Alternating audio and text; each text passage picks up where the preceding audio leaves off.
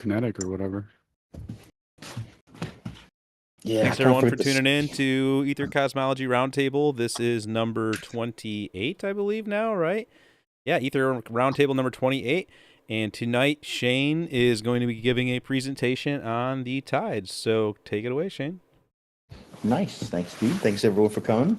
We're gonna do like the absolute best steelman of the tidal theory that I think has ever been done. Because there's so many theories out there how they think it works that we should do the honor of, I think, detailing each one of them to make sure that they choose the best, whatever fantasyland thing that makes them feel comfortable. But we have what we're pretty much going to do is do just a solid steelman of their position, and then we're going to go to Canva, where I have so many of things that we can play with, talk about, and get us some visualizations going. It's going to be a little bit more open than usual, so anyone has questions, want to stop at any point, or just throw it out there, participate.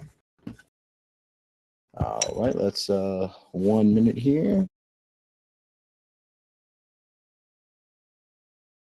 There's my stream. Okay. Oh no. Remember when I said I reset my OBS today? Yeah. I should have known that would be later down the road. Quote from Guy, I imported everything, so it would be as if nothing ever happened. That's true, but everything got resized weirdly, so it's... that's not too bad. That's a quick fix. Yeah, but it's a fix on everything. Okay, I got this. Am I sharing in Discord? Yes, and... Does everyone have volume turned up on the share? I think I had to boost volume on this too.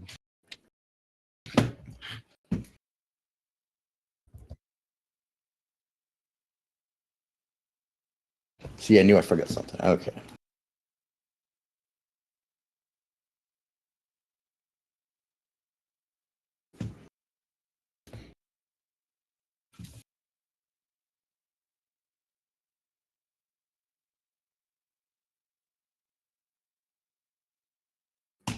All right, I'm ready. Let's here we go.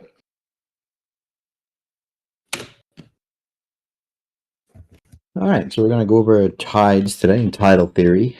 First, we're gonna steelman the globe model of tides, I think, better than has ever been done so far. And we're gonna look really closely at what they say happens and why it happens. So we're gonna dive into the two prevailing theories: dynamic tidal theory and equilibrium tidal theory. Of course, we're going to get into all of that later. We're going to go into a special explanation from Robert Bennett, one of our favorite people. And of course, we'll go into the mapping of the tidal basins, the tidal anthropometric points, the actual M1 tides, the harmonic way they predict tides, and a couple of papers. I tried to call it out ahead of time. Of course, we'll do some map conversions for fun to see exactly what it would look like. All right, restart from the beginning. Tidal node anthropometric points in 49 seconds.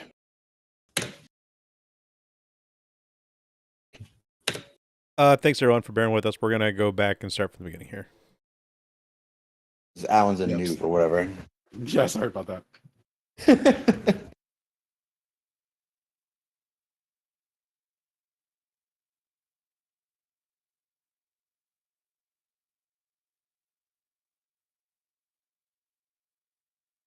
Did you quit on me, VOC? What is your problem? What is your issue here?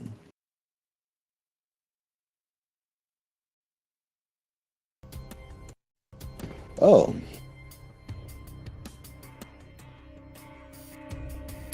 Well, that happened, so we'll just let that play out, I guess.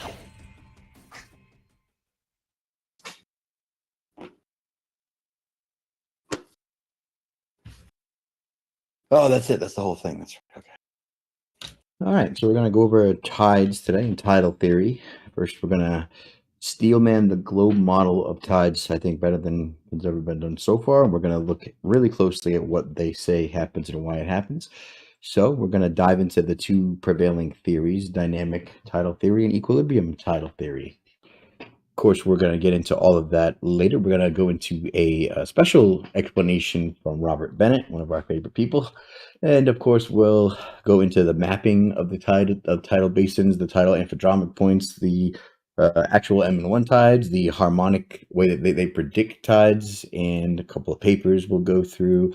And of course, we'll do some map conversions for fun to see exactly what it would look like with tidal nodes, infodromic points, and say dynamic forces of gravity all acting on one map, which seems to be very hard to find, it would seem, for some reason. Anyway, let's take a look. So to start us off, let's take a look at, let's go through this video here. This is a pretty good description of the dynamic tidal theory. That would be the supposed gravitational forces of the sun and the moon interacting in a way to cause, or to be the cause of the tides, right? They do say it is the moon, but when pressed, of course, it has to be the solar and lunar tides. The sun's gravitational force can't be ignored for the second semi-diurnal bulge, as we'll get into. But let's go into the steelman of the tidal forces being controlled by the gravitational influence of the sun and the moon. Stone, I feel like if you ever want to like interrupt, I feel like you may want to do that a lot for this one. The traditional equilibrium tidal theory and the dynamic tidal theory are two models used to understand and explain the behavior of tides. Here's a detailed comparison of the two. Traditional equilibrium tidal theory. Assumptions. This theory is based on the assumption that the ocean responds instantaneously to the gravitational forces of the moon and the sun. It assumes that the ocean reaches equilibrium with the tidal forces, resulting in a predictable and stable tidal pattern. Simplified model. The traditional equilibrium tidal theory simplifies the complex interactions between the Earth, Moon, and Sun into a static model. It considers the Earth as a rigid body with a uniform ocean depth, neglecting factors such as the Earth's rotation, ocean basin shapes, and frictional effects. Predictability. This model provides a straightforward way to predict tidal behavior based on the positions of the Moon and the Sun. It allows for the calculation of tidal heights and times using harmonic analysis, which involves decomposing the tidal signal into a sum of sinusoidal components with specific frequencies and amplitudes. Limitations. While the traditional equilibrium tidal theory is useful for making tidal predictions over long time scales, it does not account for certain dynamic phenomena such as tidal currents, the effects of coastal geography, and the influence of atmospheric pressure on tides. Dynamic tidal theory. Consideration of dynamic factors. The dynamic tidal theory takes into account the dynamic nature of tidal phenomena, considering factors such as the Earth's rotation, the shape of ocean basins, frictional effects, and the influence of atmospheric and oceanic circulation patterns. Time-dependent model. Unlike the equilibrium tidal theory, the dynamic tidal theory recognizes that the ocean's response to tidal forces is time-dependent and can exhibit complex variations over different time scales. Incorporation of nonlinear effects. This model incorporates nonlinear effects, such as resonance phenomena in coastal areas and the amplification of tides in certain ocean basins, which are not accounted for in the traditional equilibrium tidal theory. Applications. The dynamic tidal theory is particularly valuable for understanding short-term variations in tides, predicting tidal currents, and studying the impact of tides on coastal and estuarine environments. In summary, the traditional equilibrium tidal theory provides a simplified and predictable model for understanding long-term tidal behavior, while the dynamic tidal theory offers a more comprehensive and nuanced approach that considers the dynamic and nonlinear aspects of tidal phenomena, making it particularly useful for studying short-term variations and complex tidal interactions in specific geographical settings. Or, in other words, equilibrium tides are kinematic descriptions of the forces involved in the celestial procession that pay no attention to the actual factors controlling tides on Earth, and dynamical tides detail how the water is actually pushed around on Earth without incorporating the mathematical descriptions of the gravitational forces supposedly causing all of this. Guys, I started this tide project so long ago. I forgot I wrote that like so long ago, and that was my my first AI assistant. I think he's way better than me having me, because that's just creepy, huh? AI has just the most amazing ability to say so much without actually saying anything. Yeah, I mean, I wrote those words, but like, yeah, they were a little bit for both. But I just wanted to hear my butler tell me something. This was a nice Dearth video, I think. It's like a 2-minute just basic, well, like, here's what they say. Here's what it is.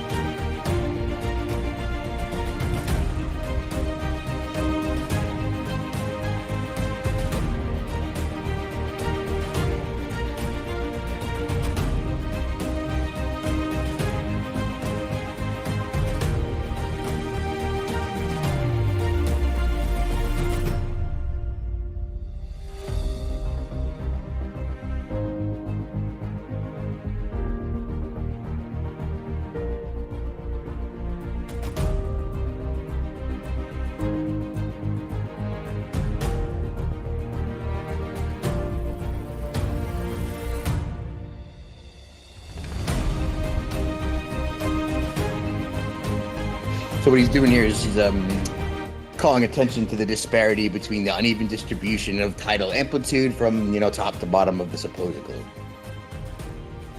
Essentially, he's saying that it should be uniform or at least even if this is the cause. It shouldn't be so staggered all over as amplitude is currently.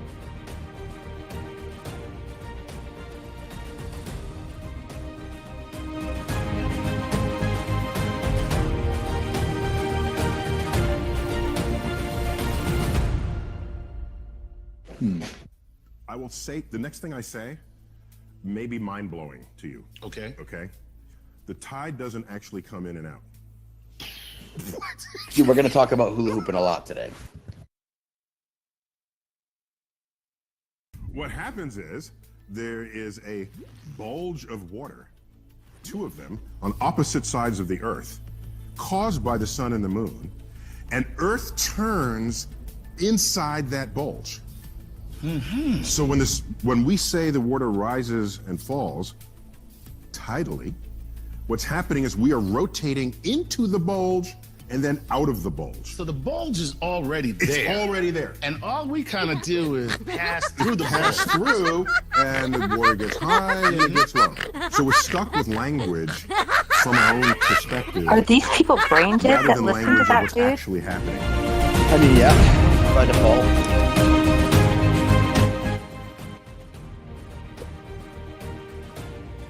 I mean, you don't like the bike thief with the plan or whatever? Let's go to Old Bedroom.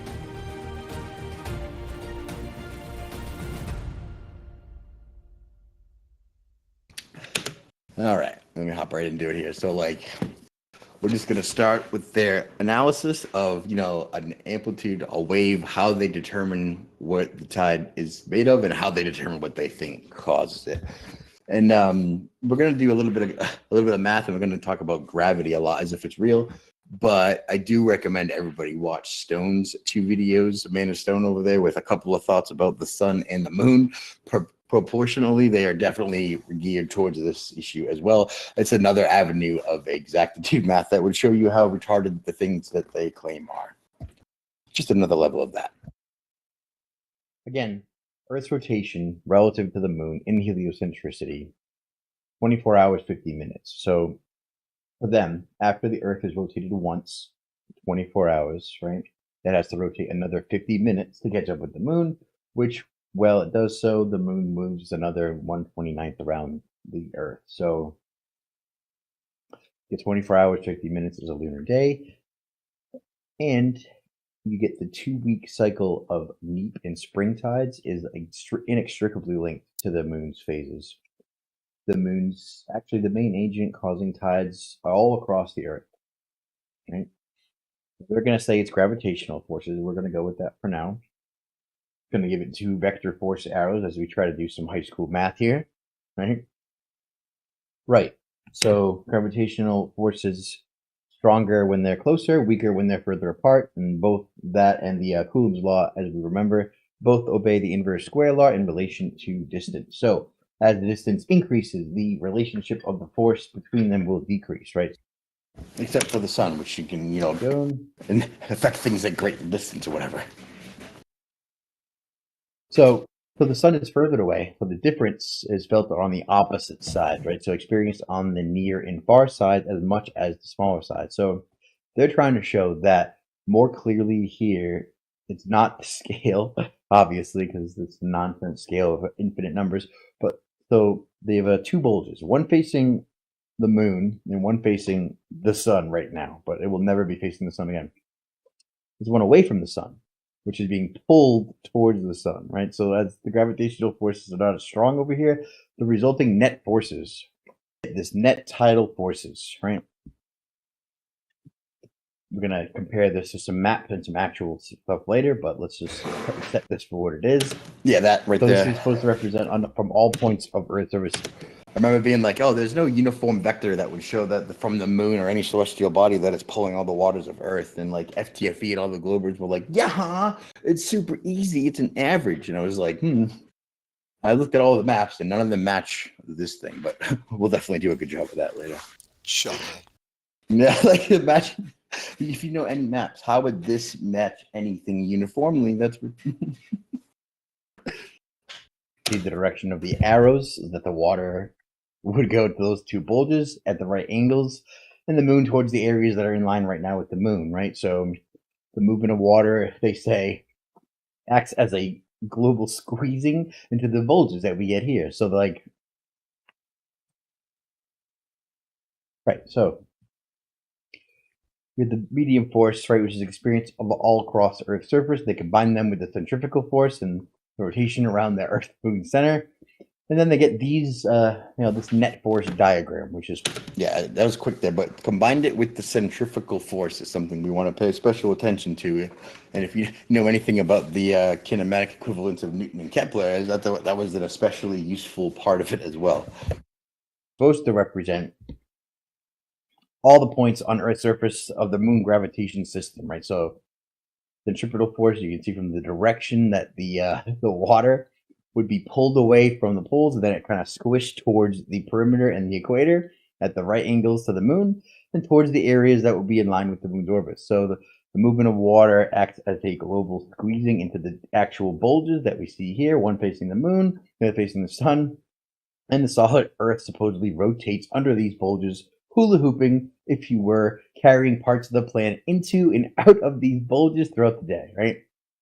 So while you experience the bulge, you're experiencing a high tide typically. When you're between two bulges, you experience a low tide. So the water sort of been pulled away, the gravitational force that's been in there. How does the sun fit in, right? So the gravitational force of the sun is supposedly much greater than that felt from the Earth and the moon, but total force isn't what creates the tide. It's because it's the distance, and again, the gravitational force with the inverse relationship to the distance, the square of the distance rather, is going to be a problem for the sun acting on the Earth's tide from so far away. I'm just telling you right now. So the force of gravity increases with proximity. Again, we went over this with the inverse square of distance, again with columns. So even though the force is much greater than the moon's, even though it's further away, the difference in these forces is actually what is going to create the tide. So again, further away, but for the close moon, when you take the difference between the sort of the near side and the far side force, you get a force differential that's kind of large, right? And we move, hold on one second. There we go. So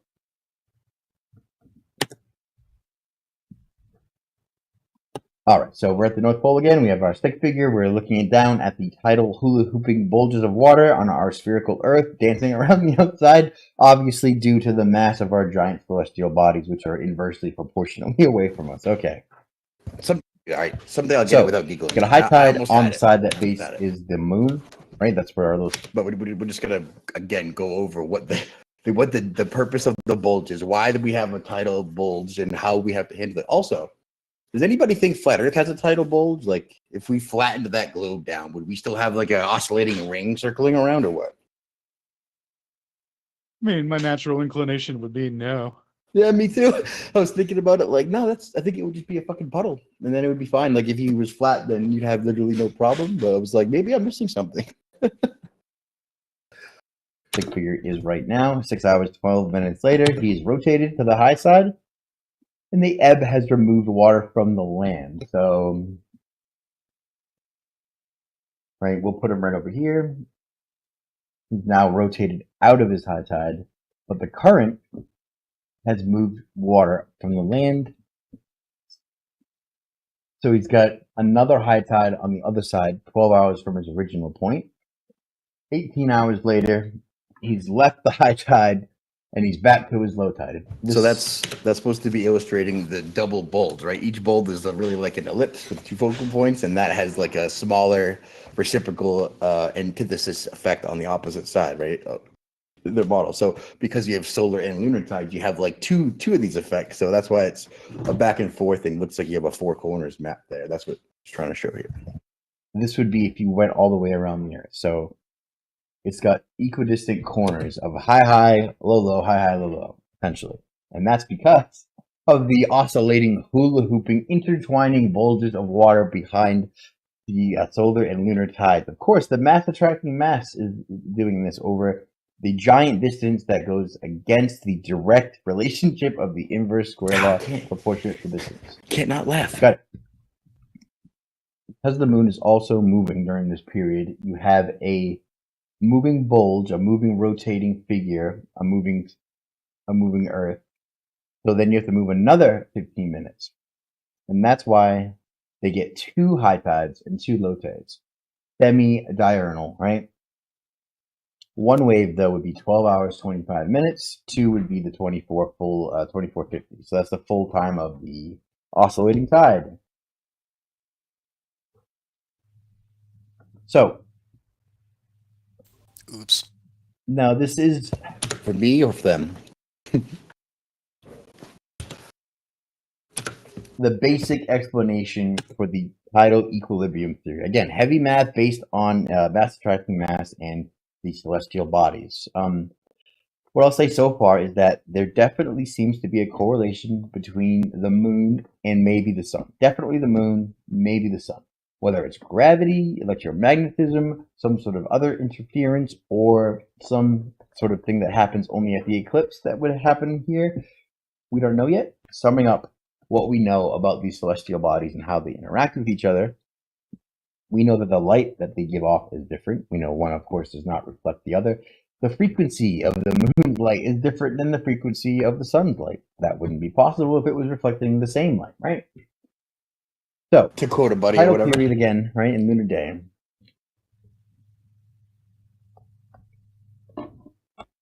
So, while this, So while the Earth is rotating around the sun and rotating through these double diurnal oscillating lunar bulge tides, it is of course tilted at a 23.5 degree angle. Right. So if we were at the equator here, we will rotate through 2 bulges of the same water level, and that's your semi-diurnal tide right there. If you're mid latitude, then when you move through the 2 bulges, you move through different parts, which have different water levels. So you have semi-diurnal mix, which is a high and a low. At the poles, you would miss a half a bulge, and you'd rotate through only 1 bulge a day, and that's when you get a diurnal pattern. So, because they think that Earth's orbit is also an ellipse around the sun, and that the sun also is doing an orbit, right? They've calculated the furthest and closest opportunities of their supposed ellipsoidal orbit, right? And again, it's the strongest force at the greatest difference, at the greatest distance away, right? But we're back to the force differentials, because that's what we're talking about. So we said it 7 times, but the thing that causes the tides is the difference between the forces. So if they're both really high forces, really strong, but they're close to each other, then that's not going to be a high tide. If they're both really low, again, not going to be a high tide. If one is really low and one is really high, that is where the disparity becomes a stronger force. So bigger solar bulges and bigger solar lenses just mean greater interference. So let's go back to real life, right? How does this actually work? Bulges, I mean, I guess they stay in place, and the Earth just kind of rotates through them. So the water doesn't move, guys. It's not sticking to the bottom of a ball. It kind of stays in space stasisly, and then everything else moves through it. I feel like that's what Einstein would have said, right? Just invert everything around you and make sure that we have the medium-sized gravitational force between the But dude, I think I just gave myself an moon and outtake Earth, and left right? it in by So if we accident. assume that Sorry, it's dude. medium in the That middle was and supposed to be. subtract it together, we get the centrifugal force diagram. I just started right? talking about Einstein and myself and laughing. I was like, I'm crazy. All right, remember to cut that out. Fuck, didn't do that.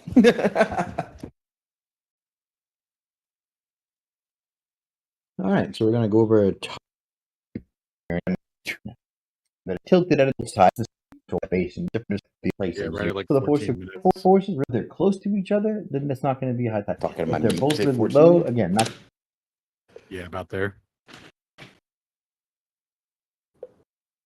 Yeah, right here, man. high tide on the side that face is the moon. No, wait, we're way right? That's past where there, our aren't we? stick figure Yeah, is we're right way past now. that, 6 my bad. hours, 12 minutes later. Like, so I've seen this 100 times, so I have no recollection of which time this is, right? So you have to help me. So I'll have to go Yeah. like, Skip ahead.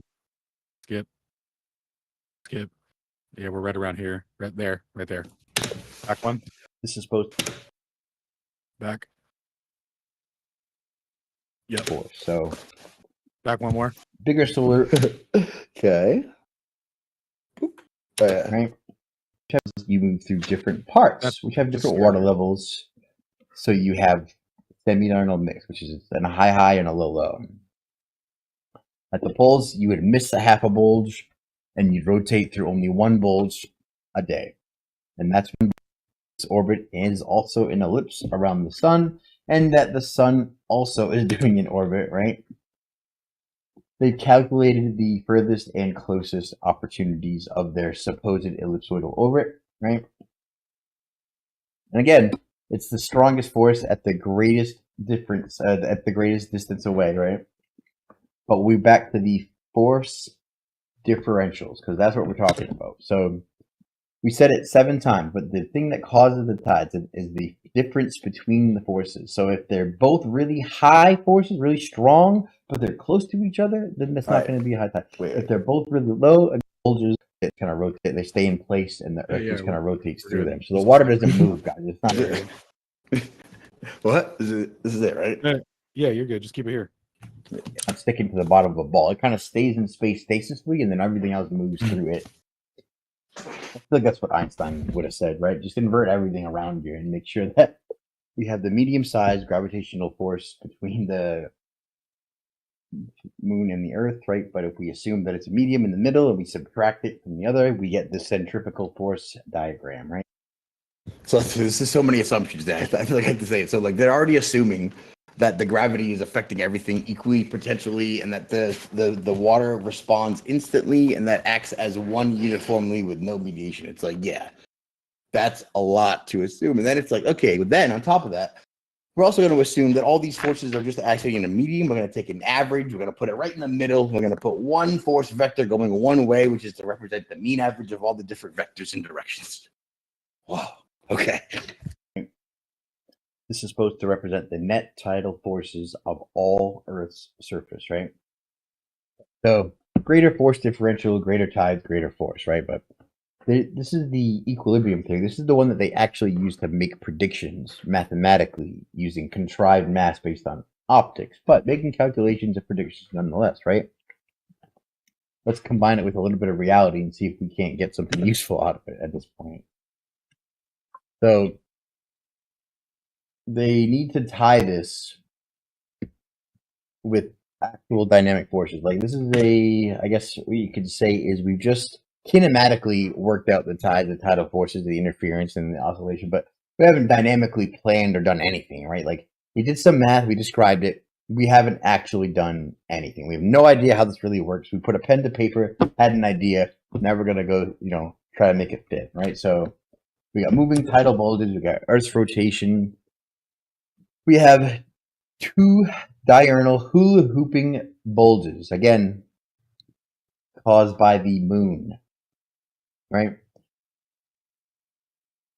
The question should be, how do ocean basins impact tidal behavior? But that's not all there is to it. It's not that each quadrant is a basin of equidistant, equidepth that would just kind of curl it around for their quarter of the Coriolis or whatever they send toilet bowls into the water. In this example, they would be actually sloshed back and forth as Earth rotates relative to the moon in the northern hemisphere. And then as it rotates westward, it would be deflected to the Coriolis, which would slosh west and north. And essentially, it'd be sloshing all over the place with no basins. And we'd have a different, directly intersecting perpendicular tidal force, right? It wouldn't be with the dynamic sort of interfering, but reinforcing semi-diurnal oscillating tide, right? So There's a lot there. because Earth rotates relative. If you know anything about sound frequency, they use a lot of interference talk, like constructively interfering or destructively interfering. Like if a wave goes the same way as another wave, it adds a speed boost to it and it gets bigger.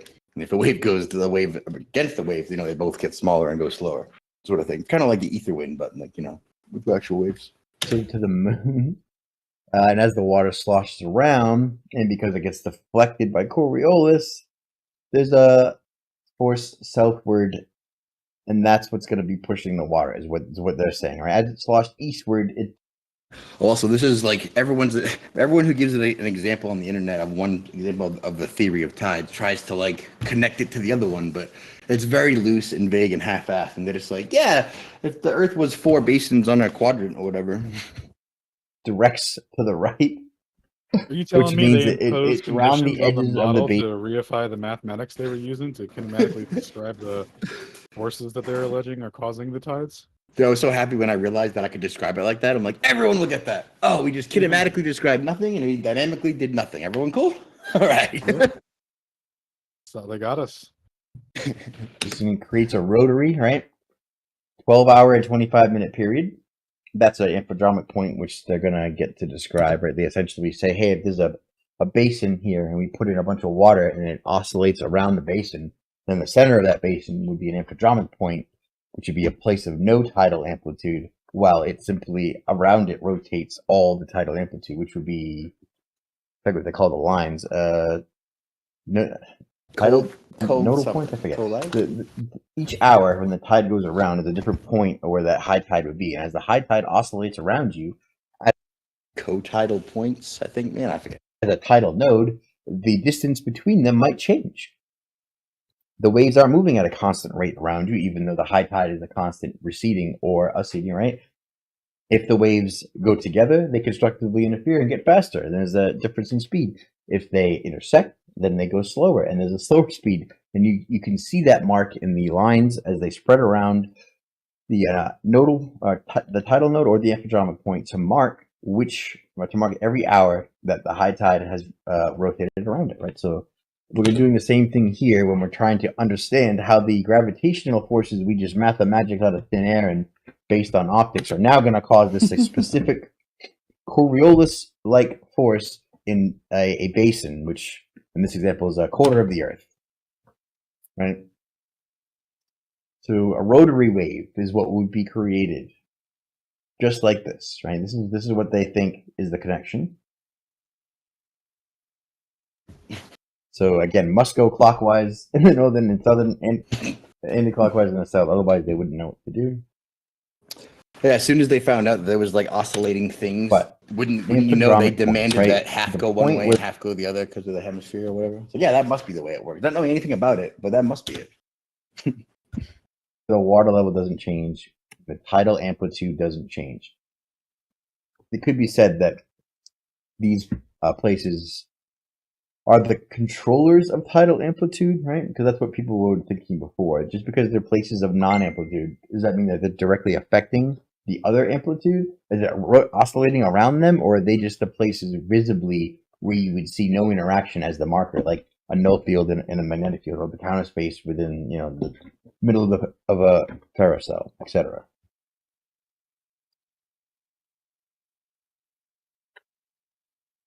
So right now we're demonstrating what an apodromic system would be.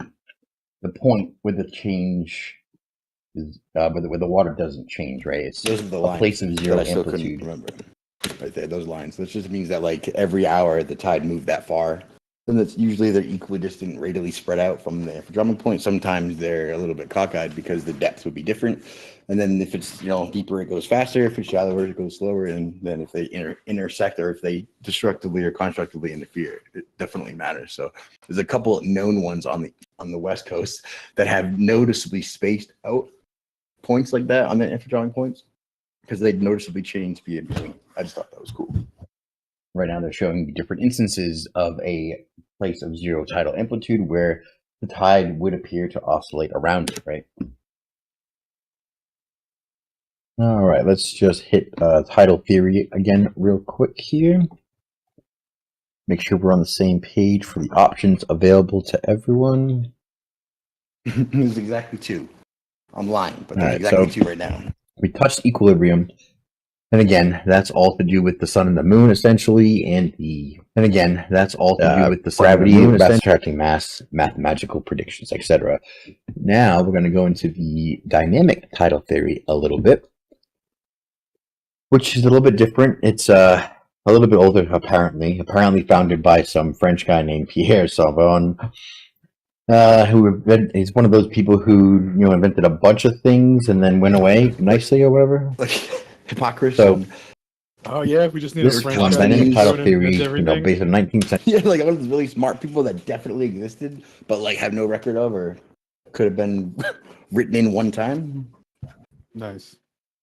Century incorporates basically Earth's rotation, the real shape of ocean basins, and the water's inertia. It generates, or it sees tides generated as shallow water waves created by gravitational forces. Dynamic Dude, tidal LIGO. theory is creating gravitational LIGO put the forces all tides over in the order or ocean to whatever. create waves. Okay. So they know that this is modified significantly by Earth's rotation, land masses, and basin geometry. The predictions that dynamic tidal theory makes are real-world oceanographic astronomical data. You need the historic. That's a nice, really sounding word. But what it means is we look at what the water did last time this year, then we look to see where the moon is.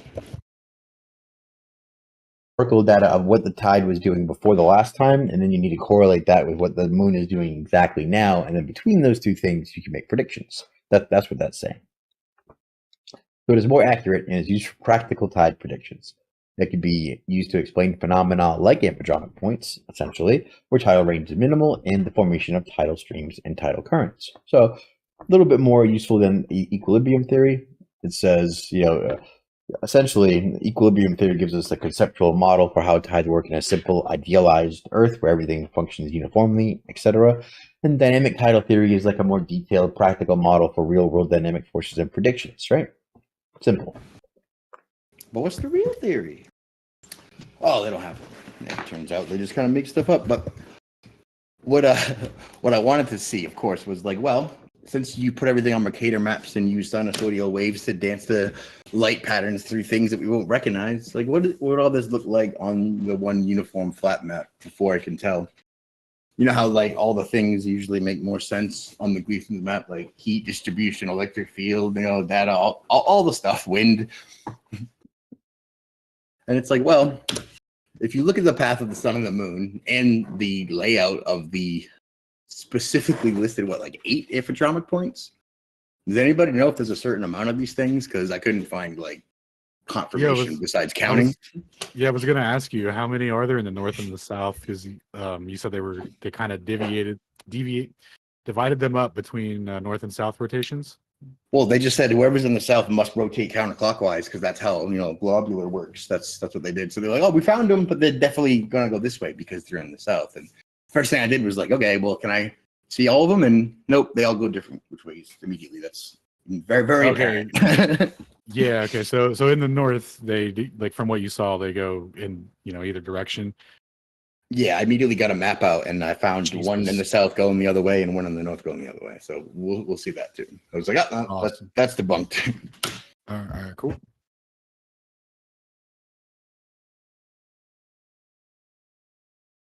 Before we go into Canva, we're going to look at all these visuals that are just combinations: magnetic field, amphidromic maps, and the density gradient. I think. There's also a whole bunch of oceanic maps that have like crusts that line up with stuff that I kept. It's a depth map, but like they don't want you to see the proper layout, right, or the alignment of how it actually works. They're like, no, let's take it twice removed, flip it upside down, put it inside out, and then we'll tell you about half of it. Why do you think they do that?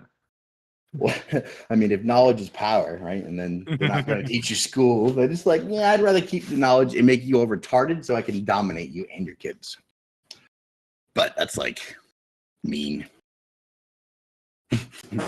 So like, it's kind of like how they give you half of this or the Sarah cycle, right? Like the eclipse is out of context to make sense of the whole greater cycle or whatever. Dude, how crazy would it be to give you all solar and then all lunar? And it's like, they'll only figure it out if they put them together. Well, you can't have anything with just all lunar. Like, well, why would you do that? Oh, I get it. What are you asking? Are you asking anything? There's been intentionally obtuse. Yeah. He's talking about information suppression from above. Oh, right. Like, how would they package the information for you to not put it together? Oh, they would divide it to solar and lunar eclipses when you could only figure it out by using them together. I've lived at the beach my whole life and always thought it's the moon, you know? That's what the tide is about. Yeah, it turns out that's the answer, actually, surprisingly. Like, thanks to Robert Bennett. Like, because there wasn't really a good answer to this. We were just kind of stabbing in the dark with electromagnetism. But, like, if you look at it, and if you It figure is out the math, electromagnetism. well, it's the moon, and it's the moon's phases. So what the hell does that mean? It's the one, okay, the pull on it is when the moon, when the moon gets closest to the black sun, that's when it pulls it, and that's when you're going to have your tide. What? Where's the black sun again? I know, exactly. If we knew where it was all the time, we'd be able to, but I guess you could figure it out by just knowing where the highest tide is. Well, right now you can figure out what tide it is by the moon phase, and that's about as far as I can go. Mm-hmm. It turns out everything is based on moon phases, and I had no idea what a moon phase was until eclipse season. So I can't believe how much stuff I was comfortable to not look into. Like, what's that thing in the sky? It disappeared all the time for like 3 days? Yeah, cool. I'm gonna go play Call of Duty or whatever. High tide here is around 7:30 tonight. All right, let's I'm gonna open up a Canva presentation, and we're gonna go through a bunch of, I think every map that's ever been made with infodromic points, tidal nodes, marine, what was it? Oceanic currents, right? Because they're like, oh, what causes all this? And it's obviously a dynamic system of Earth, right? We have a water system, we have rain coming down, we have a whole like circular, everything is in a cycle. So is it wind? I mean, it could be. Wind's definitely a factor, right? But is wind causing the tides? No, absolutely not. Wind's just doing what wind does, right? So you got to factor that in now. All right, where's Canva?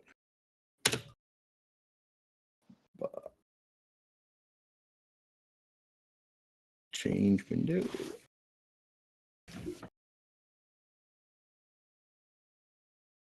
Does anybody have any questions, concerns?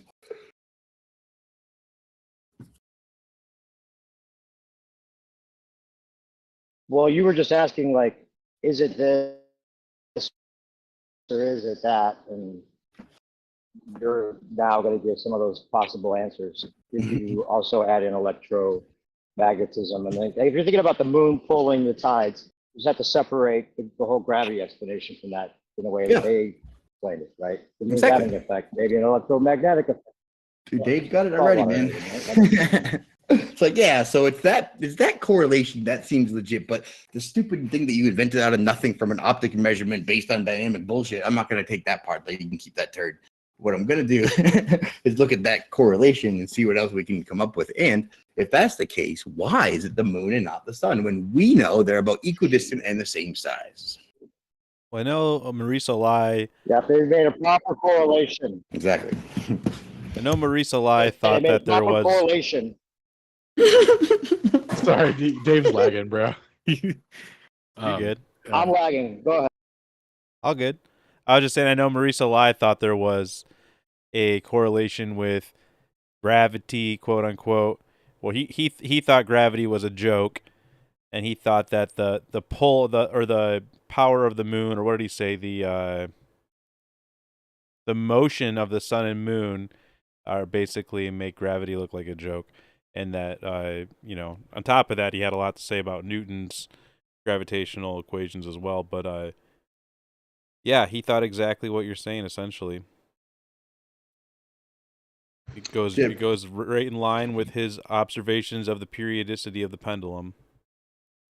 It kind of makes me appreciate just the regular observations of Kepler. Like, Kepler had it right the whole time, and he's like, harmonic sound frequency keeps it up there, I'm pretty sure. And we all laughed, and I'm like, that's probably the most elegant answer I've heard so far.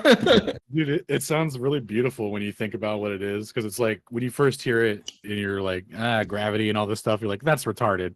But then when you understand that the gravity concept is just kinematics disguised as dynamics, you're like, tell me more about that oscillating harmonic frequency that the sun's singing. Yeah, so actually, let me just skip right to that, right? Because that's at the end. But like that is the answer of how they predict. Like, how do they predict tides? Well, none of the shit that I just told you is a factor. Obviously, that's all for you, right? What they actually do is they use statistical data of what all the water does, all the basins, and then they use that as an aggregate. Like it's so like hydrodynamics. Yeah, that's all it is. Oh, right. Well, thank God everyone thinks it's Newton or the moon or whatever in gravity, because. But like the correlations are only for the moon's phases, like not even the moon's proximity, nothing to do with the sun's like literally couldn't be further from the sun. The sun has like zero effect. They had to invoke the sun for solar tides because of that that effect of the bulbs that they invented, right? So like what do you guys think the reason for the bulge is? Like obviously there's no bulge of water. They had to say there was one. So And now we it was my understanding that the bulge came from the spin.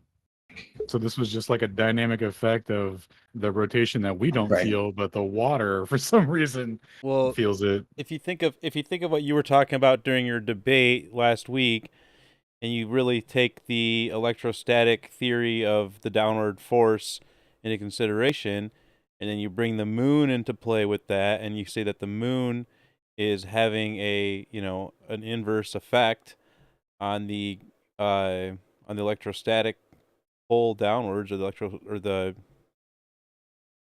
maybe it's a potentially even an insulator of that downward vector,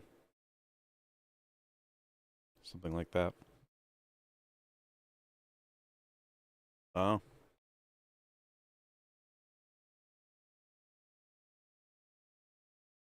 Did your Canva crash, Shane? Oh, no, now I'm back, I guess. Oh, OBS crashed. Oh, man, I thought it. Come on, it's newly installed. Okay. All right. Bummer. That hurts. Hurts right in the gut. Okay. Thought I had it today. All right, so let's find the actual. So the frequency harmonics, the what do they call it? Composite. The way that they actually predict tides is beautiful and like elegant and just like so interesting. So I'm just gonna skip to that real quick because there's not that much of it.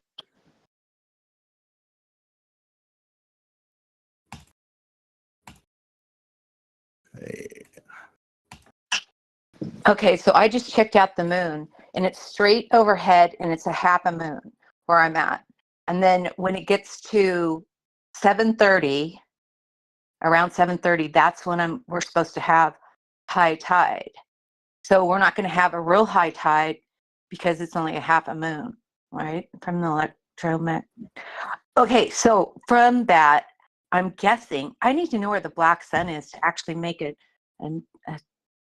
my You should be able to make do with just the two orbiting bodies that everyone's ever only seen for all of humanity, right? they were able to predict something with just that. So, well, I mean, yeah, obviously that it's not a full moon, so it's not going to be a super high tide that much.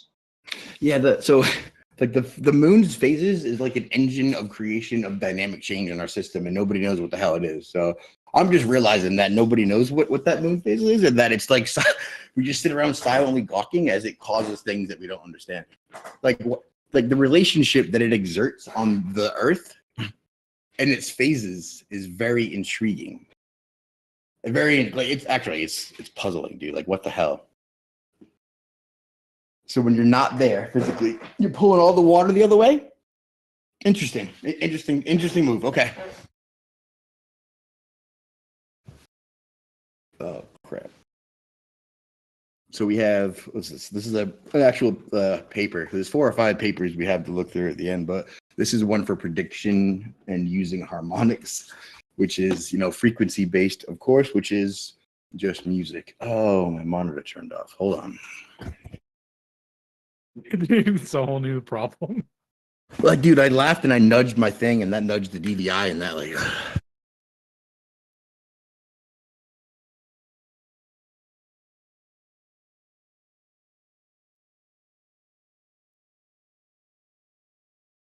Yeah, I do hate when I nudge my thing. I didn't know anyone had that same problem. Like, if I touch it, it just like disconnects or whatever.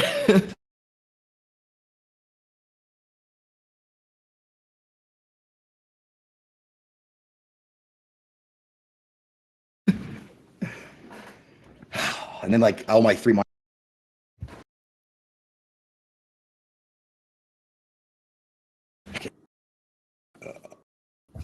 Dude.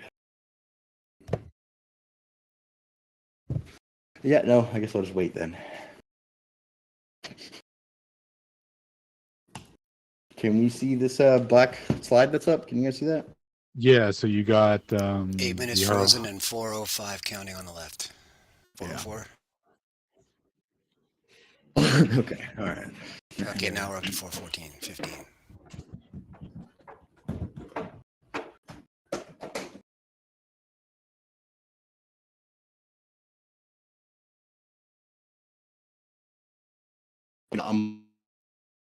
That's pretty choppy.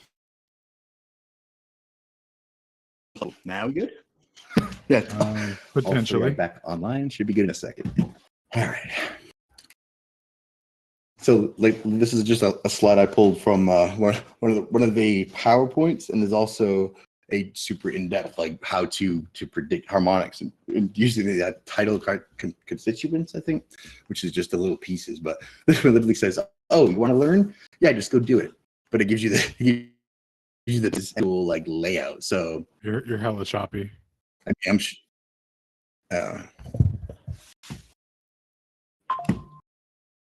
I really thought, dude, I think it's OBS now that I've eliminated everything else. Good? I think I'm good. Yeah, you sound good now.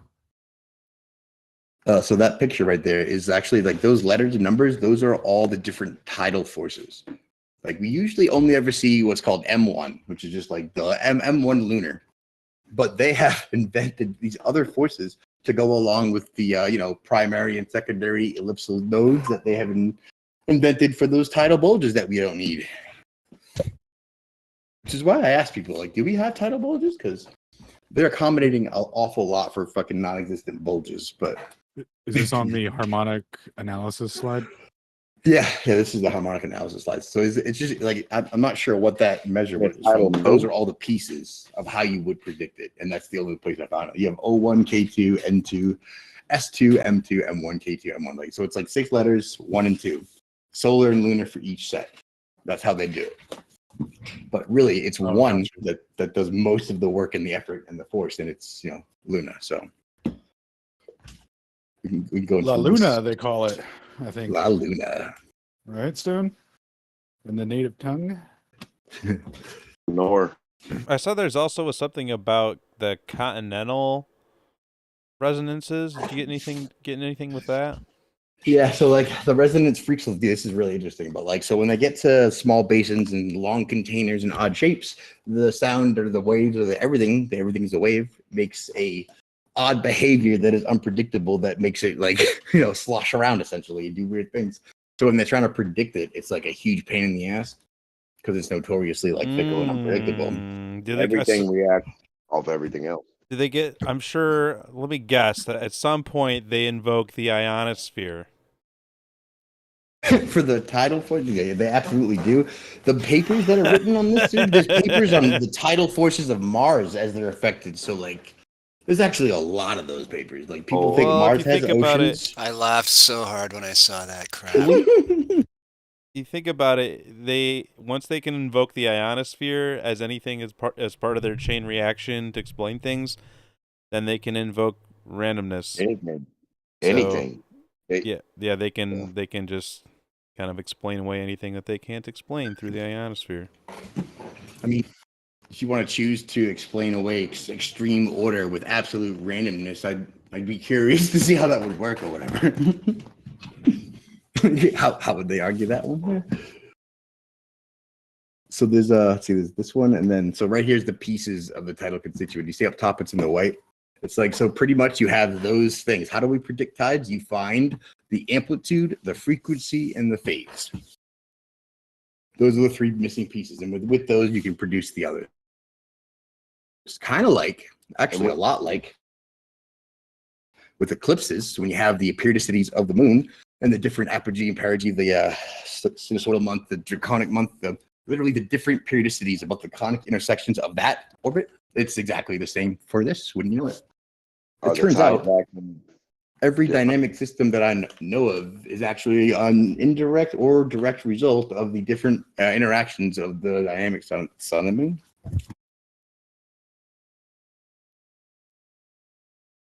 Nice. How could they even test that though?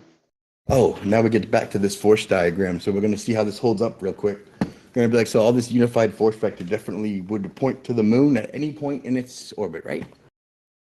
Or should line up one time, right? At least once, right? Yeah, they call it like at least random chance or dude, like not even close. The actual, like, of course we've seen these videos, but the funniest on the globe. Let's see. Oh, I can't see videos. Oh no. Do they even have a set base for what the moon is yet? Like the material or like what?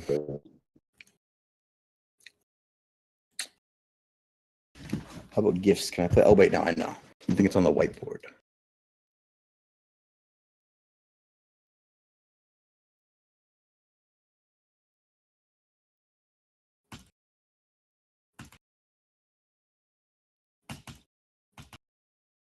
Hey.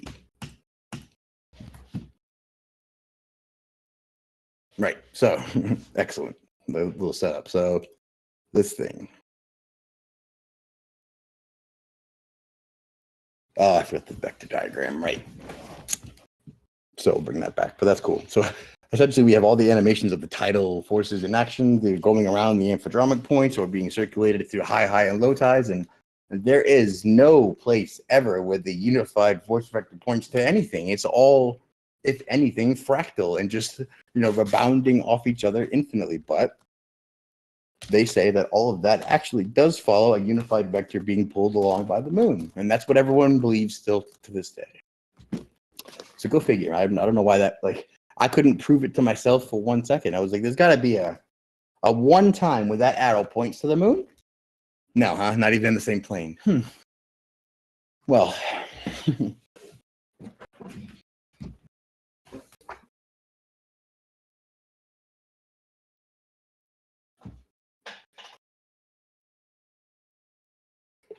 this is a pretty good one if you just think about it. As it actually oscillates, you can't really see the nodes, but you see the depth change, and then you can kind of envision where you think the nodes are. But that's like what I think that's what the most realistic demonstration of what it would actually do look like, right?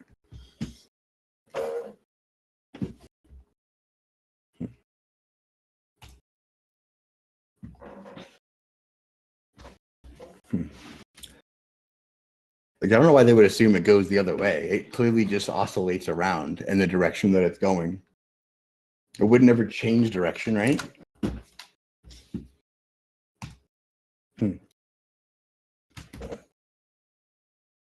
No, just the regular periodicities of the sun and the moon are responsible for everything. And which map you look at, it tells you the shape of the path. But of course, just the intersection is always something, whether it's an eclipse or whatever.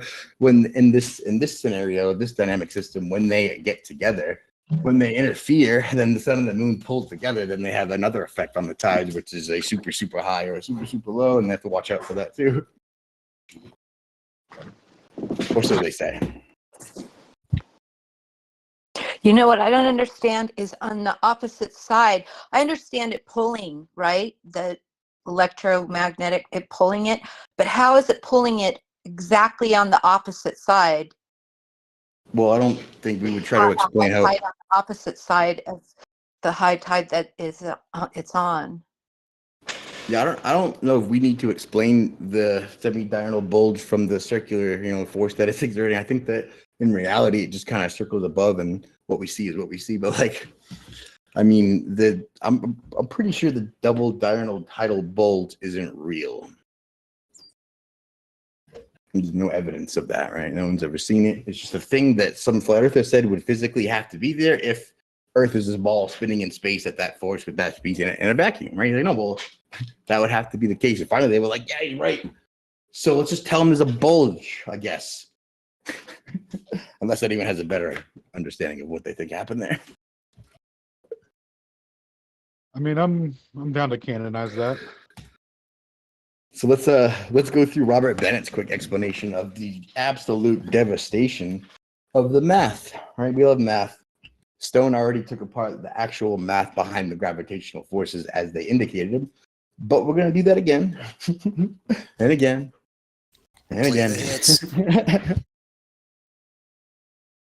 So, well, actually, let's look at his paper first before we look at the simplified version. Hopefully, he'll be tuning into this. Mr. Bennett, we love you. Thank you for all your wonderful work. Dude put out a paper that just like claimed a reason for tides, debunked this, ratified the ether, and then just like went home quietly. What a G. Anyway, we picked that up, and that is a huge hit, right? Because, well, let's look at it first.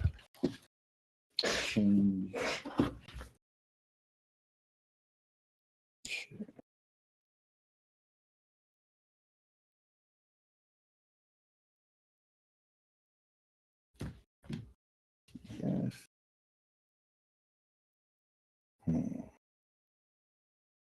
You there, Shane? Yep. Cool. Yeah, I lost myself in my third monitor. Change. Nice humble brag. That's 3 monitor, lad. Look at this guy. It's so big that when I craned my neck, I lost a couple seconds. I'm sorry.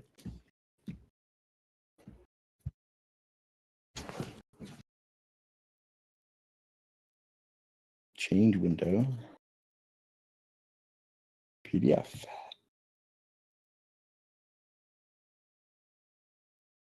Man. I think it's OBS. It makes everything chug.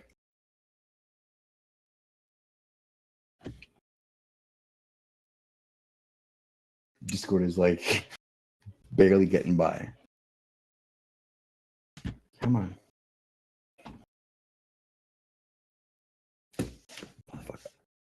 Oh, you know what? We're just going to keep it on here. I'm going to tell you about the paper because it's not that long. It's fine. We can put it in the chat, though. Do you have a copy of it, Alan, by any chance? Yeah, I got you, Brody. Nice. It's also on Aether Cause in the Tides folder. It's a downloadable RAR file on the PDFs one. It's sectioned off, tidal forces of backup, I think, and definitely put the link somewhere around here, probably in the description below here. But for now, we should put it in the chat because everyone should read it. It's very short, but essentially, he just mathematically attests what they say is true. They say that because it's a gravitational force, it involves centripetal force, and because that centripetal force is why it's allowed to do the things that it does as a force. Do you know anything about that specifically, Stone? The need for centripetal force to exist for the gravitational force to do what it does? I was actually in the middle of downloading the file. What are you asking me? Sorry. I was asking if you had heard offhand in the background medium of anything that the requirement of centrifugal force to keep the moon or the sun for being responsible for the gravitational pull to do what it does. They have to have centrifugal force as well as gravitational force. Well, yeah, that's what produces the orbit, is the sun between the centrifugal, which is how fast it's flying away from you, versus the alleged gravitational, which provides the centripetal force. And they're supposed to be in balance, and that's where Kepler comes into play. Right, exactly. Thank you. Perfect. Right. So without one or the other, the equilibrium wouldn't happen. The whole dynamic, delicate balance that they built and predicated on would all fall apart, right? Well, guess what the case is, guys? Oh. It's like, hey, well, when Robert Bennett did the math, you can actually account for all of the supposed G, let's just call it G instead of gravitational forces, from the moon only. So not as the sun involved, but there's not another force called centripetal that is acting, evidenced, or balancing anything out. So what does a heliocentric person do with no centripetal force for a gravitational influence by a moon on the tides? I have no idea. That's a real question. Oh, you write some new math. Yeah, it's Right. just an ad hoc adaptation of, like a half a theory, essentially. They'll just pick and choose what they want to use to claim to be evidence of their theory without fully adopting all of the dynamic forces that should actually be at play, and then the system doesn't work as it should within their own model. They probably selectively choose. So they apply verbs like rework. If they selectively apply like a certain piece of the forces or like one half of a energy, you'd be like, yeah, we're just gonna refract ourselves back into this. Listen, there was a plate tectonic anomaly. Just drop a couple coefficients and get it in there. I think Hunga Tonga had something to do with it. Honestly, though, like because they throw around the gravipotential, the equal gravipotential like discharge of Earth so much that people think that's real. They think that it's because it's everywhere. It's like no. They just use that as a universal excuse whenever something doesn't work. They just say, "Oh, the gravity potential's off over there. That mountain's pulling on my plumb bob, etc." Oh yeah, dude, it's about to get real equigravitational potential here soon. It's their baseline for so many mishaps, we could call them. But it's so like spread around that people think it's real. Like I've heard it a lot. It must be a real thing. It's like no, it's just their excuse for everything. Yep. All right, so let's go back to Canva, and then I made these truncated, condensed Robert Bennett paper slides, essentially, where we just made the math a little bit straightforward, and we kept all the identifying variables. But what he did really was just compute the gravitational force for the sun as if it was the moon, for the moon as if it was the sun, and then just see like, hey, can they reciprocate? Does this do anything? And it's like, well, no, the moon does everything. The sun doesn't do anything proportionately. Because remember, like the 400 times bigger, 400 times further away, how much stronger should that gravitational force be? Shouldn't it be equal? You know? What's the inverse square law of the distance for a gravitational force for a body over distance? Wouldn't that be 400 times bigger, so it's 400 times stronger, but it's 400 times further away, so it's back to where it started, or what? Yeah, to make it proportional to the moon or whatever. So it should be exactly equal to the moon. So what the hell happened to the sun to make it proportionally by happenstance equal to the moon's gravitation, but then have it not do any of that anyway? Oh, there's an equigravitational potential anomaly with Mars. You know how it like crosses us in the sky? It's just intercepting all that additional gravitational influence. That's why Mars has messed up tides. Yeah, that's right. I did hear that a lot. That must be a thing. That's what a lot of papers on. It must be real. So, like, first you have to throw in the sun to cause the tides because you didn't have a explanation that worked with reality. And then it turns out that doesn't work. So that's not only does that not work, but that's like decisively wrong.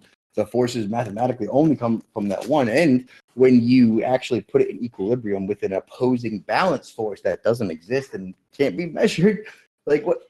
How did you think that would go? But we just assumed centripetal force would be there.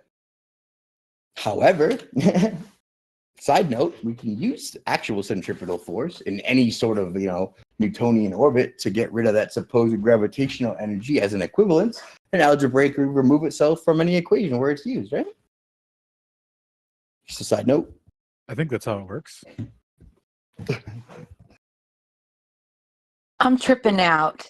I can't believe I never thought about how it's if I have a high tide and the opposite side of me has a high tide too. Yep, has to be. Like where has to be another moon, something has to be pulling on it. Well, I mean, the way that geometry works, that, like, what's that shape that looks like a butt or whatever? That it looks like a circle, but you can't ever see the indent if you're from an angle.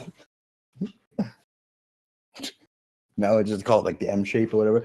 It's a certain geometrical shape that like it doubles in on itself. But coffee cup caustic. Is that it? The coffee cup caustic? Oh, I guess or that is that. What's it called? It does have that shape that's too. The shape, but I don't know. Yeah. I wasn't thinking about that, but that's the exact same shape too, huh? Great save, Dave. That was way better than this. Looks like a geometric butt. Yeah, that's what it is. But so what shape does it make? Like, could the moon actually be making one of those paths, and that little dip in the back end is what's causing the other thing? Like, I don't know. You'd never see it, right? Like, you'd never see your antipode, your opposing person on the other end of the Earth getting the reciprocal of whatever your motion is for the Earth, right? Like your sun, their moon, etc. Well, like, you know, if there's a person upside down in Australia who's like you. So let's see. I went through these maps. I did all the maps. I counted the infodromic points. Right? I counted them up. I went to the directional. Let's see where they're at. No one knew anything about these like a year and a half ago, and now people are like, well, some swamp gas drifts down from the atmosphere and the ionosphere and the troposphere. That actually pumps it in the basin, and that causes an infodromic point via Coriolis. No way. Yeah. Like, whoa. You guys adapted real quick, I guess. That's some pretty harsh globy voodoo there, man. Right? Like, how did you do that? It's in the sky. You guys were quick. A Coriolis basin. Okay, got it.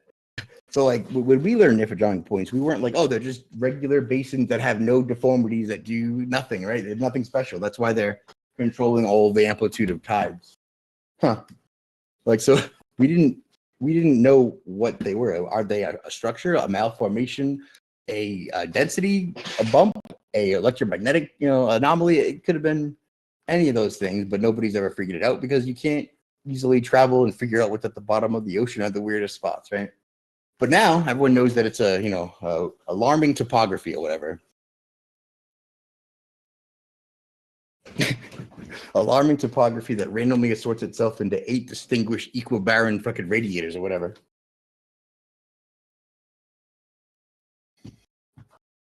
Yeah, fractals. So,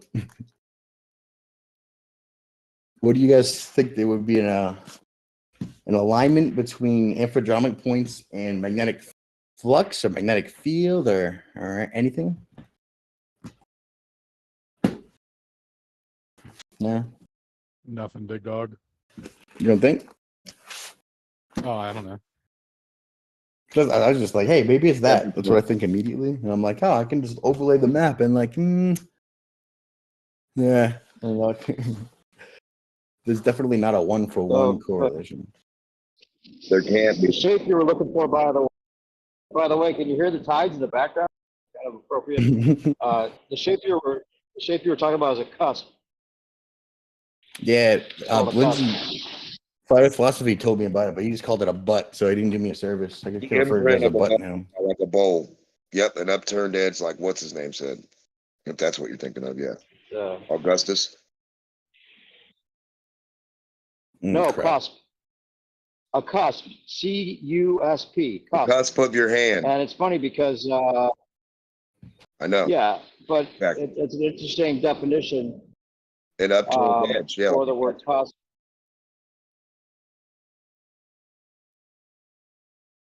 No, it was the point at which something's turning into something else. Yeah, Like on the cusp. Right. So cusp, on the cusp, right? Popping up from itself, turning into like a little crust of an edge. So you have a flat surface, and then it crusts up on the edge. That would be a cusp. It'd be like a lily pad turned over the other way. Yo, this is. It's funny because it kind of like in that way, it makes you interpret it as emotion. Like it's about to turn into this. And you get that anticipation. And the other medical term that possibly here is a valve in the heart, which is also electromagnetic, like the oceans. Go ahead. Sorry. Oh no, I'm sorry. It just means like on the verge, on the cusp of, on the brink of, on the verge of. Yeah, that's a pretty good way to use it. That's pretty cool. Dude, so what we also found, that's like a happenstance one, but you know that like, and people always say Antarctica is the highest land on Earth, and we like look for a meme to prove it, and it's like a little paragraph or a chart that just gives you like the statue height or whatever. Well, I found this awesome map that like shows you a visual gradient for the depth and the height. And when you put it to AE, it's like surrounded by a red wall of death or whatever. So I thought that was cool. It's a very easy way to see that that's the highest land around here, right? I think that That's awesome. that Billy Carlson dude. Yeah, that Billy Carlson dude mentioned something about the north and like how it's shaped or developed or whatever versus the south idea of what that is. And he said it's like the inner north part is like lower. And then he said the outside part is like really high, like a wall, like a big wall or a fence. He said it's like flat too. He said it's like a big flat top of whatever. The Billy Carlson dude. I mean, I don't know if he knows, but he's got some type of information maybe. But yeah, like I went on crazy. Real quick, Shane, I know you're doing your presentation. much easier. But the picture right there that you have with the winds and the circular motion of the winds or the The sun winds. flat Earth map. Well, what is it? It's supposed to be tides. That's height, man. That's just a height map. That's what I was trying to say. That's what I started Oh, with. okay, right. Regardless, we've seen. Right. Okay. Regardless of what this one's trying to show us, you could see it as the motion of the supposed spin of the Earth with the toroid going in that direction. But my point is that the ocean, I mean, you would think if the atmosphere is all going in an eastward, close to sync, or supposedly going eastward, close to sync motion with the spin of the Earth, then how do they explain that the water doesn't do that whatsoever in one direction, right? Just to add that, you'd think it'd all be going in one direction, not affected by the moon. Like that means the moon's overtaking the power that the spin of the Earth might have on the water. When you think about it. The water's For their theory, yeah. the water's You know what I'm affected. Water's affected by everything. Movement of land in front of it. So if you dig a hole in front of on a lake, you take a piece of dirt out of it, it's going to fill that. If you heat it up underneath, it's going to react. If you have salt in one portion, not in another portion, you're going to have a differential there.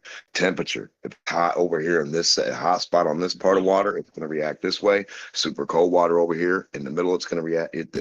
Everything makes the water react. Everything, even static. Except the spin of the Earth, because there is no spin of the Earth.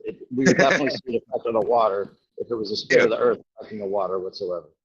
Yeah, if the Earth's fun. Yo, am I back? Hey, welcome back. Everything goes went blank and death and quiet. I was like, no, I know I'm talking to myself again. Can we see the globe model thing I was looking for earlier now? The spinning space ball with the water. That's supposed to be matching that force vector diagram they made, right? Yeah, the last image you had up was the ice shelf. Oh. Yeah, you crashed out a while ago, dog. Dave hit you up for a question. Democ answered it. It's been like 5 minutes. What? Yeah, dog, okay, how's that, brother? You're not even streaming right now, bro. Oh boy. So times have changed. Yeah. Dude, all right, so I need to fix OBS or whatever. This is tragic now. This is way worse. Canva. Doing my presentation to myself, I guess, showing all these visuals. I'm like, oh, no one can see. Canva. So can we see? We were looking for them. All right, we're loaded in. We see the force vector diagram. All right. Let's move that.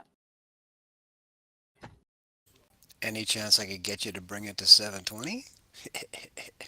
Is it not?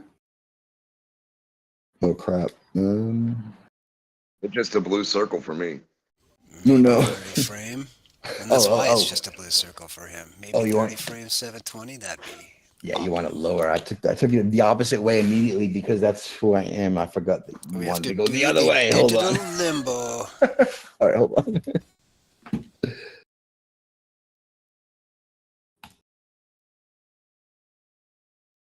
Oh my God.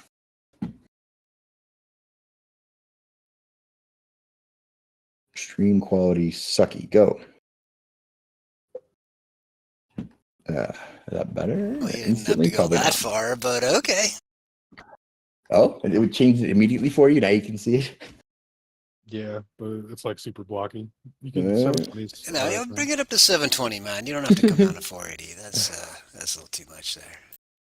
All right, 240p cell phone security camera from 1998. What's up? All right, now it's almost legible. I'm sorry. All right. Where's my camera window? Go. Right, so this what it's supposed to be.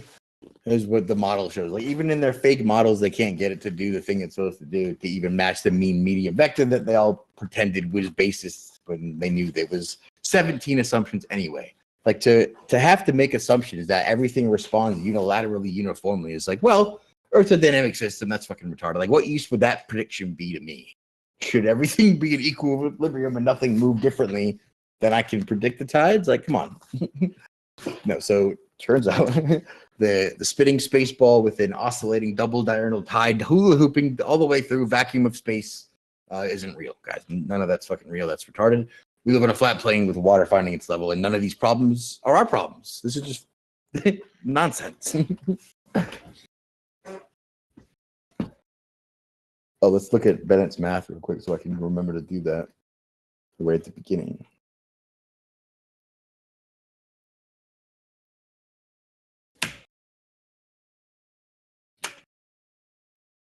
Nice, right to it. So this paper was called the what's it called? The geokinematic, I think. He's just awesome. The Eloquent. geocentric testimony of our tides. Is that what you're talking about? Yeah, that's the one. Trying to find the damn thing. There it is. Right, the geocentric testimony of our tides. And he put a brief study of the near and far side effects of gravity. Specifically, that's what he was doing. Near and far side, like hula hoop. For me, a hula hoop on the back end sort of thing, right?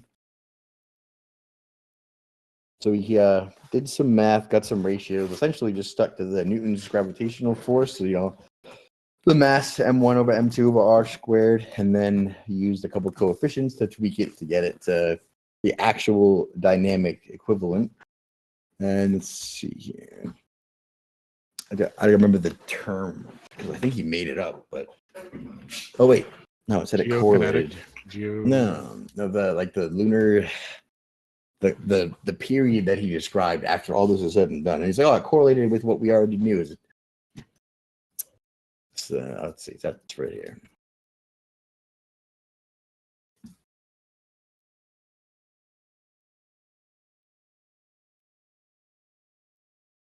Hey.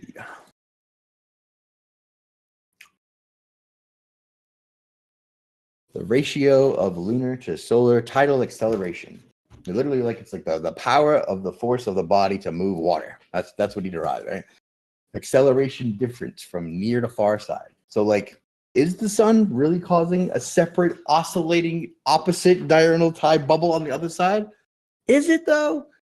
No, turns out not at all. Not even a little bit. Can't fucking be done. Retarded. Mathematically, logically, statistically. No, that is not what's happening, right? So basic just math, right? And you just put it together, used their paradigm, didn't do anything crazy, understood the forces at play, analyzed the forces at play and said, hey, that's not enough force to do the thing that you need to be doing. So when he determined that actually the lunar ratio is more than sufficient singularly to do the work that we're trying to establish for the sun and the moon. And then he determined, as a happy coincidence, that the centripetal force wasn't even needed at all. Like all the force is done by this one vector. So when there's no centripetal force, he was like, oh, then geocentrism or heliocentric tides debunked or whatever, and then he retired.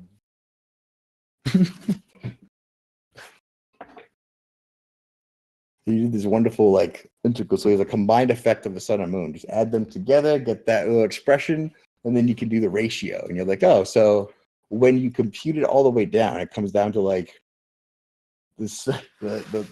The moon exerts something like 2.9 times the force as the sun, even though it's that disproportionately measured and accounted for.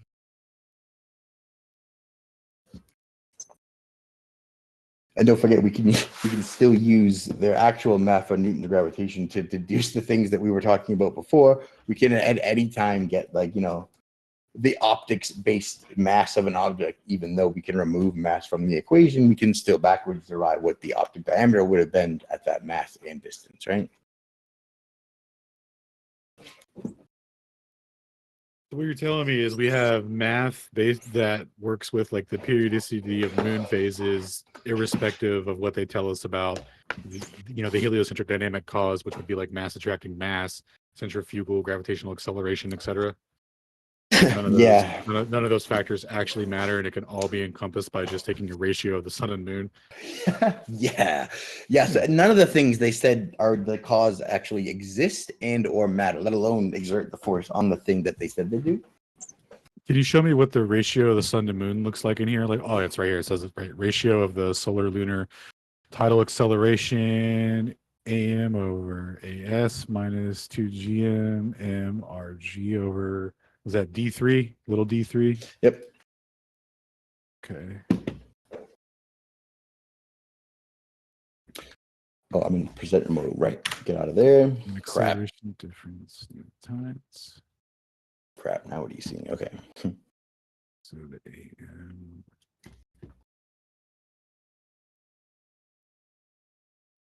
Dude, Robert Bennett, he like backwards derived corroborated what I already knew and was like, oh, it turns out that mathematically that's retarded. So I'm not gonna refuse to believe that.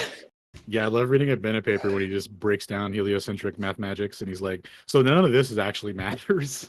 Like you can't confuse me with that kinematic derivation disguised as dynamic. It's hilarious. Got everyone else, but not me, bro. Well, it's really interesting that that's been the sauce, the secret sauce, so to speak, right? It's just not telling people about that little difference. Yeah, honestly, like, I decided. Here's our model, and they're like, "Here's a bunch of math to back it up." Dude, when we had that one little weapon, like I decided to not tell anyone that trick and to wield it selectively, aggressively, and maniacally. So, that's what we did. It was like, hey, it turns out you can use math as a weapon just like that. Oh boy. And then we went to Twitter. Good times. So we decided to have more maps of all the tidal forces, tidal nodes, the depth ratios, the heat maps, all the correlations that exist, and all the combinations thereof. But that's pretty much all we had for tides. We have a toroidal system that is eccentrically violent towards the outside, so that we maintain stability on the inside on the dielectric plane. So tides are just a dynamic equivalent of that. It's a happenstance of the forces with the dynamic forces of the sun and the moon create dynamic systems. Like their intersequence and oscillation are the cause of seasons, tides, oscillations, like everything. Eclipses, it's the actual engine that drives flat Earth.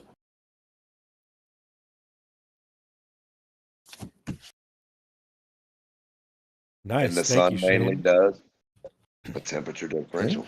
Yeah, I'll do it. Anyone else, real quick? Any final thoughts, questions before we wrap up here? All right, then. Thank you, everybody, for tuning in for Aether Round Table number 28.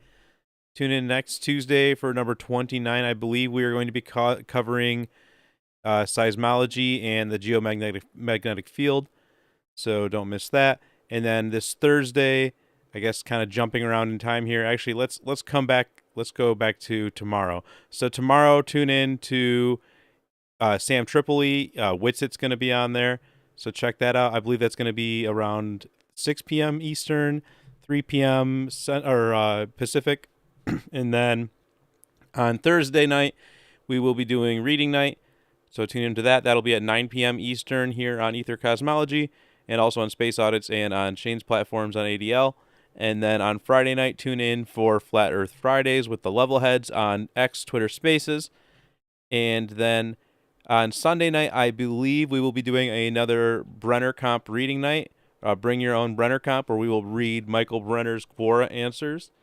And then next Monday night, we will probably be doing another X Twitter live space. And on Tuesday will be Aether Roundtable number 29, where we will cover the geomagnetic field and seismology. What was someone chiming in there? Yeah, next week I'm going to debate Ozian again on tides next week. You're doing a debate next week? Yeah. What day? On Tuesday? Yeah. I think so. Wait, hold on. I don't know if it's Tuesday, but like the next slot for Jaren. Oh, okay. Well, so we'll keep you guys posted for what's going on next week then. But yeah, so tune in for Shane possibly doing a debate on the tides with Ozian. That I'm sure will be very interesting. But thanks everyone for tuning in, and everyone take care. I'll give you my information if I find it out of what the other thing is